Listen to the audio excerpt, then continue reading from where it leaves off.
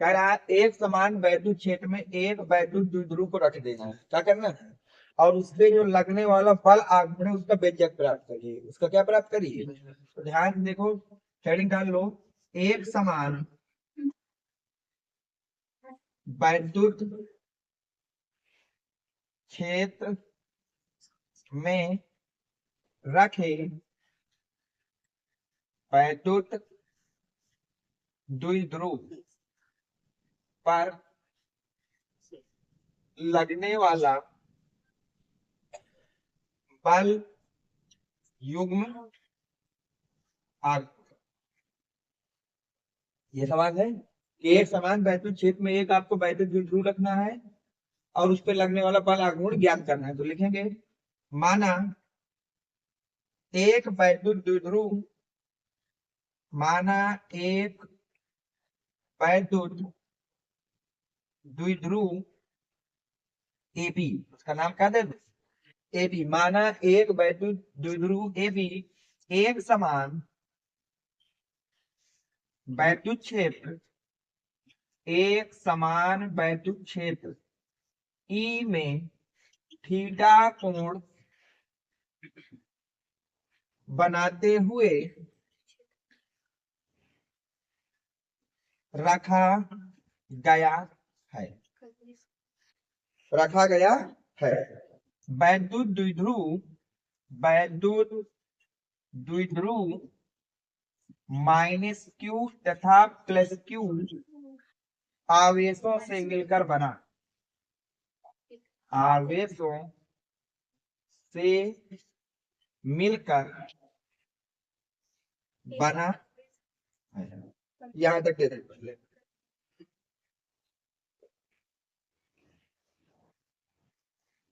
ये सबसे सरल डेरिवेशन होता है और सबसे ज्यादा पूछा जाता है।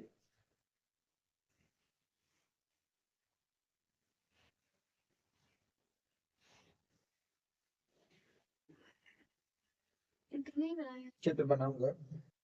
यहाँ तक हो गया? अब ध्यान से देखना बेटा। अब सवाल में क्या मैं इजीली चित्र बना देता हूँ। सवाल में कह रहा है कि एक समान वैद्युत क्षेत्र होना चाहिए। तो एक समान बेटा क्या होना चाहिए? ये मान लिया कि कोई हमारे पास एक समान वैद्युत क्षेत्र ई है। सही यहाँ तक? इसमें एक वैद्युत द्विध्रुव को रखना है। एक किसको रखना है बेटा? वैद्युत एक, और वैद्युत द्विध्रुव का नाम है ए बी। सही है? इसके एक सिरे पे है माइनस क्यू और एक सिरे पे है प्लस क्यू। सही यहाँ तक? और ये कितने कोण बनाते हुए रखा गया है? थीटा कोण। यहाँ तक सही सब कुछ?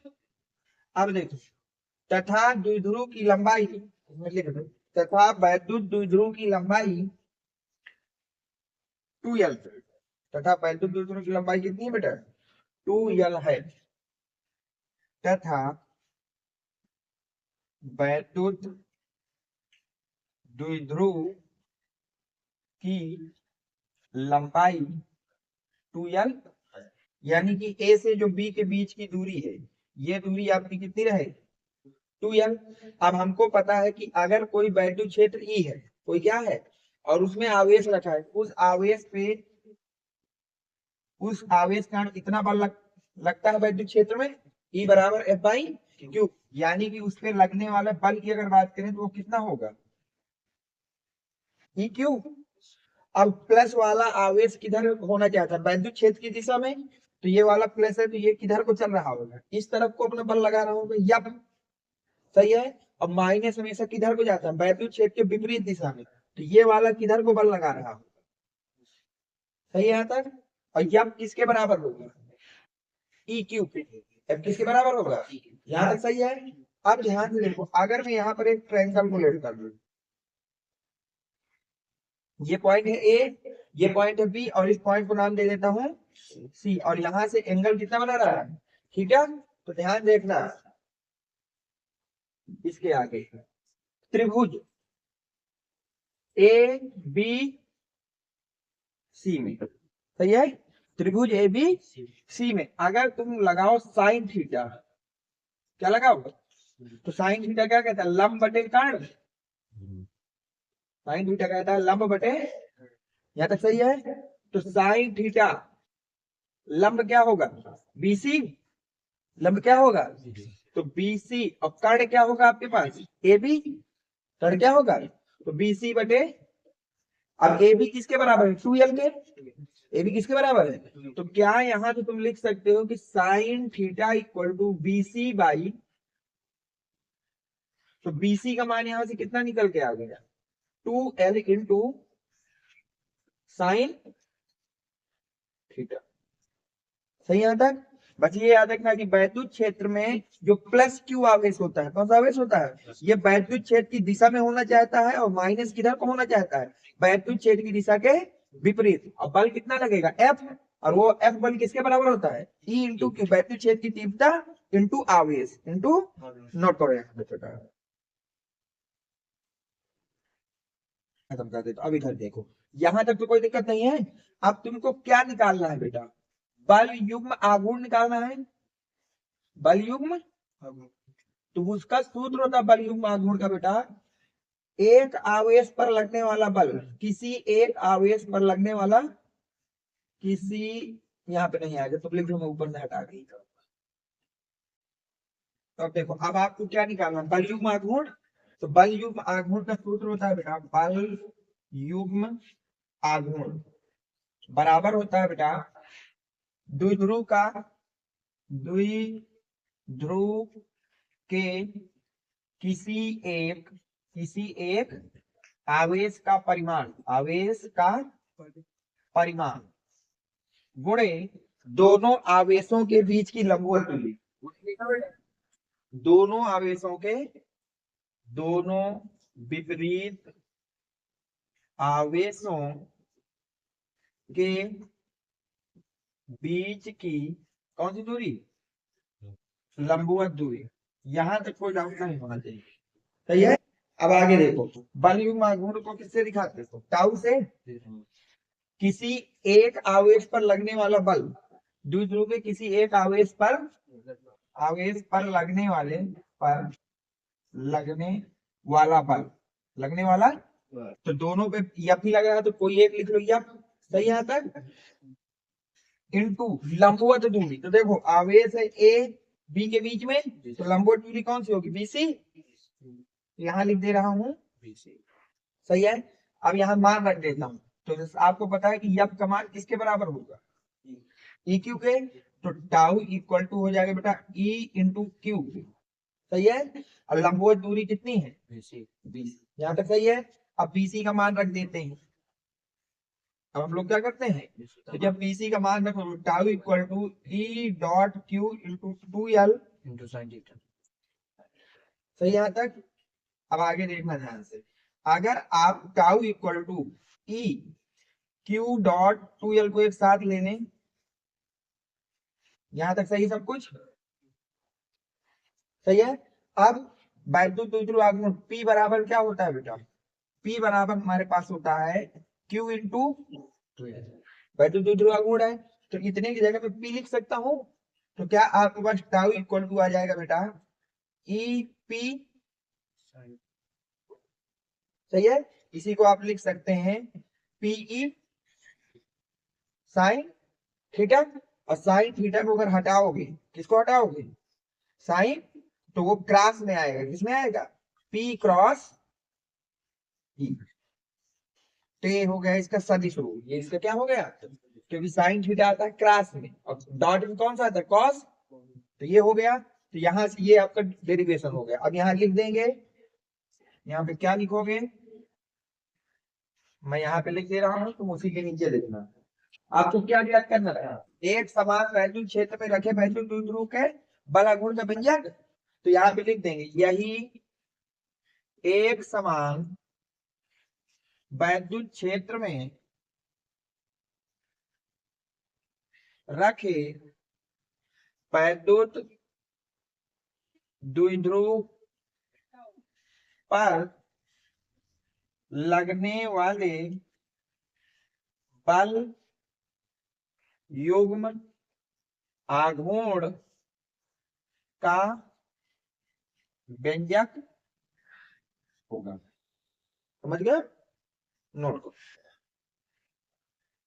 इस तरह से पूरा डेरिवेशन आपको करना था।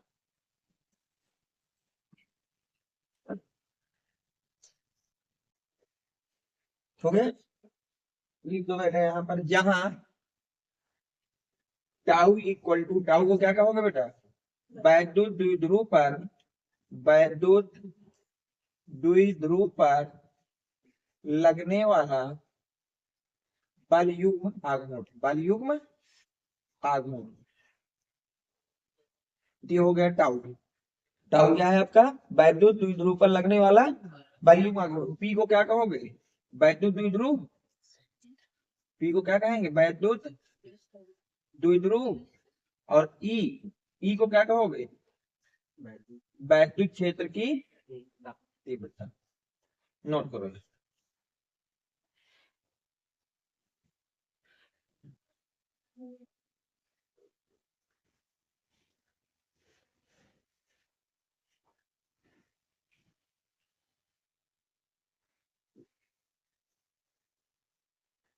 जिस डेरिवेशन को पूरा देख लो, इस तरह से आपको वहां करना था पूरा डेरिवेशन। हो गया सर। अब आगे क्या बोला है, इसके आधार पर वैद्युत द्विध्रुव आघूर्ण की परिभाषा देना है। इसके आधार पर क्या देना है, वैद्युत द्विध्रुव, तो हेडिंग डाले वैद्युत द्विध्रुव आघूर्ण, हेडिंग डालो वैद्युत द्विध्रुव आघूर्ण, वैद्युत द्विध्रुव आघूर्ण, वैद्युत द्विध्रुव आघूर्ण। लिखो बेटा, किसी वैद्युत द्विध्रुव के, किसी वैद्युत द्विध्रुव के किसी एक सिरे पर उपस्थित आवेश का परिमाण, आवेश का परिमाण तथा दोनों आवेशों के बीच की दूरी के गुणनफल को वैद्युत द्विध्रुव कहते हैं। गुणनफल को वैद्युत द्विध्रुव कहते हैं। इसे पी से प्रदर्शित करते हैं।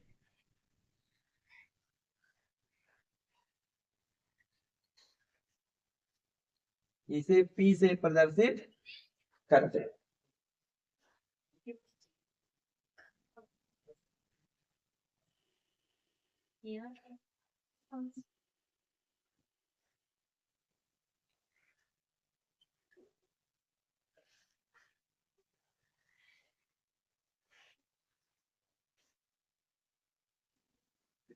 सही है। तो वैद्युत द्विध्रुव आघूर्ण क्या, वो वैद्युत द्विध्रुव क्या है, किसी को वैद्युत द्विध्रुव आघूर्ण कहते हैं, जिसे वैद्युत द्विध्रुव आघूर्ण कहते हैं। और इसे किससे दिखाते हैं, पी से।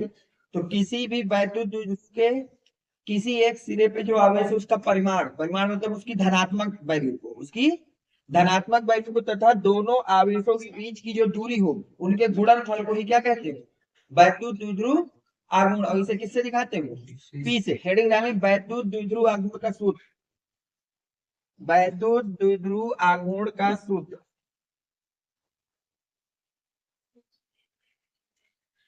वैद्युत द्विध्रुव आघूर्ण का सूत्र। तो सूत्र क्या हो जाएगा बेटा, P equal to q into 2L। लिख लें बेटा, P equal to q into 2L,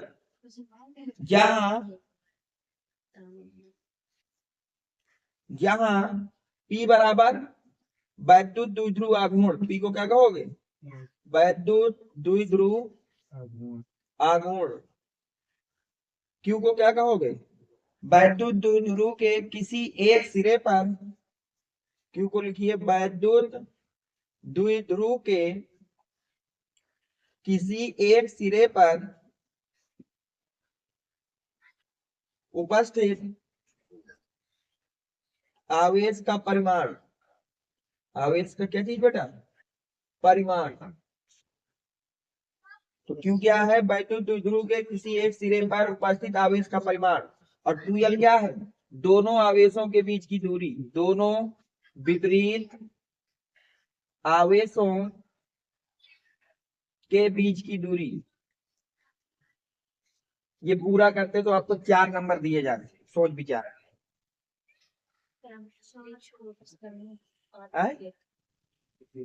derivation छोटा था इसलिए उसने क्वेश्चन को इसमें इंट्रोड्यूस कर दिया।